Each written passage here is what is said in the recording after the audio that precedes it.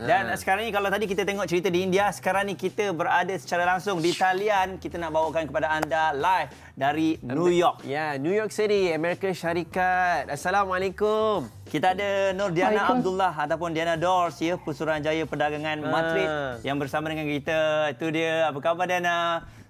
Alhamdulillah, apa khabar? Sihat. Assalamualaikum. Dekat sana macam mana? Okey ke? Sihat? Saya sekarang sehat. Keadaan sekarang kat sini macam juga kat Malaysia lah. I mean, everybody stay at home. Bosan juga, but this is something that we have to do. Okay, apa namanya? Kita sebenarnya nak terus to the point sebenarnya sebab kita dapat tahu yang Amerika Syarikat ni sedang melalui satu saat sangat paling genting kan, yang mana peningkatan kes mereka mendadak, kematian pun mendadak. Saya nak tahu macam mana keadaan Diana yang boleh kongsikan keadaan di Amerika Syarikat tersebut. Boleh tak? Okey, seperti mana semua tahu, New York ini merupakan epicenter untuk coronavirus dekat US. So setakat semalam hampir 8,000 orang dah meninggal di New York sahaja. Kes sebanyak 170,000 kes. Tetapi kita bekerja daripada rumah. Kita kena terus meneruskan pekerjaan kita lah, walaupun kita terpaksa kerja daripada rumah, walaupun keadaannya sukar dan kita bosan duduk kat rumah, kita kena teruskan juga pekerjaan kita. Okey, jadi kenapa agaknya New York sendiri menjadi satu kawasan yang sangat dahsyat peningkatan COVID-19 ni? Dari pandangan sebab New York ni, pertamanya sebab New York ni is a small land area, jadi dia padat, you know, the density of the population is very high. At the same time, New York merupakan center untuk tempat orang travel lah. Traveller daripada seluruh dunia datang ke New York, daripada Europe, daripada mana-mana lah. So that's why penularan wabak coronavirus ni sangat besarlah di New York. Okey, jadi adakah di sana dah bermulanya total lockdown ataupun masih lagi bebas untuk bergerak keluar dan sebagainya? Kita di sini dah, we don't call it partial lockdown. Kita masih boleh pergi keluar beli barang-barang yang essential lah. Kita masih boleh pergi ke macam supermarket, tapi biasanya di supermarket itu pun dikawal lah kemasukan orang yang nak masuk, nak pergi shopping pada satu masa tu, dia akan dihadkan. Kita masa keluar pun sekarang ni dah di-announce, dah diumumkan untuk memakai face mask dengan glove lah. Kalau kita berada di luar rumah, kita kena pakai mask. Kita masih boleh lagi juga pergi macam parks, macam saya kalau bosan, saya keluar jugalah, macam saya pergi brisk walk ke tempat small park yang kurang orang, tapi saya pakai juga mask bila saya keluar. Masih boleh bergerak lah, tapi tidak adalah macam dekat Malaysia, dekat ada tentera, ada polis yang mengawal. Kat sini tak ada suasana macam tu. Jadi nak tahu Diana, apakah kesan pandemik ni terhadap perdagangan dua hala antara Malaysia dengan Amerika Syarikat? Macam mana? Kalau setakat ni, kalau ikutkan statistik bulan Januari dengan Februari, belum nampak lagi kesan negatif dia. Sebab kita punya perdagangan dengan US bulan 1 dengan bulan 2 masih lagi macam meningkat, kepada dalam ekspor kita meningkat dalam 25%.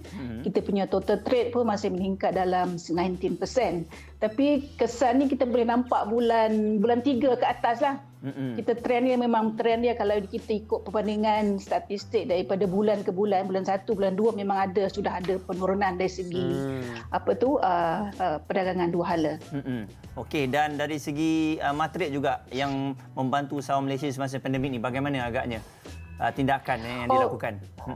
Okey, kita masih lagi membantu walaupun kita kerja pada rumah, kita masih lagi buat kerja seperti biasalah. Cumanya sekarang ni macam mana kita berhubung dengan syarikat Malaysia ataupun syarikat daripada US ni. Kalau dengan US biasanya dulu kita pergi jumpa meeting face to face. Sekarang ni kita akan jumpa melalui teleconference macam, ataupun melalui video conference, Zoom. Dengan kalau dulu Sebab sekarang ni kebanyakan program promosi matrik dah banyak yang ditunda tarikh, sebab dulu first quarter ni sepatutnya kita dah buat. So banyak program macam contohnya MIHAS ataupun buying program tu kita dah tunda kepada second quarter ataupun third quarter tahun ni. So apa yang kita buat ialah kita buat padanan-padanan melalui aplikasi online lah macam Zoom. So kita masih lagi buat. Kita masih lagi terima juga pertanyaan perniagaan daripada syarikat-syarikat Malaysia melalui email. Tapi kita terus buat kerja seperti biasalah. Tapi banyak menggunakan non face to face.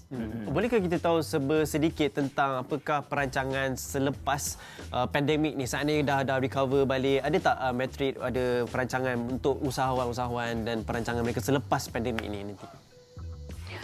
Selepas pandemik ni kita akan mula promosi seperti biasalah macam pejabat matrik New York, sebab untuk suku tahun ketiga bulan 9 bulan 10 kita memang ada 2 pameran antarabangsa yang kita akan ikutilah.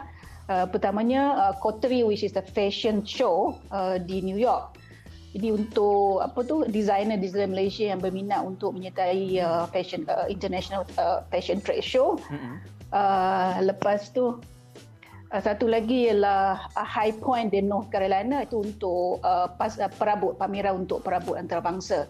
So kita masih lagi meneruskanlah, kita cari kita terus mempromosikan usahawan Malaysia dengan membantu mereka untuk menceburi pasaran dekat US ini. Okey, jadi nasihat Diana kepada usahawan-usahawan yang memang sangat-sangat terkesan oleh kerana pandemik ini, supaya mereka pun sekarang mungkin tengah memikirkan strategi, dan pastinya anda ada sesuatu yang nak katakan kepada mereka, usahawan-usahawan ni?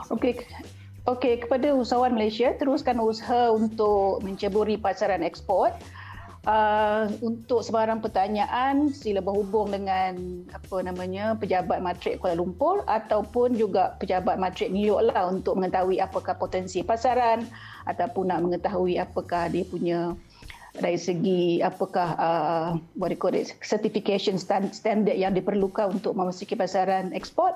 So sila berhubung dengan kami lah di New York @matrik.gov.my. Okey, terima kasih Diana. Diana kat sana sekarang pukul berapa? Sekarang ni pukul 9.50. Kita 12 jam behind Malaysian time. Okey, jadi Diana jaga diri baik-baik. Kita doakan agar anda semua selamat di sana. Seluruh rakyat Malaysia yang berada di sana juga sentiasa dilindungi, okey? Okey, terima kasih. Terima kasih. Assalamualaikum. Waalaikumsalam. Bye-bye. Bye. Tu kita dapat sedikitlah pandangan di New York City kan. Kita harapkan sebenarnya walaupun dia sibuk-sibuk kat situ, kita pun nakkan juga pembangunan usahawan kita pun terus dapatkan rezeki lagi.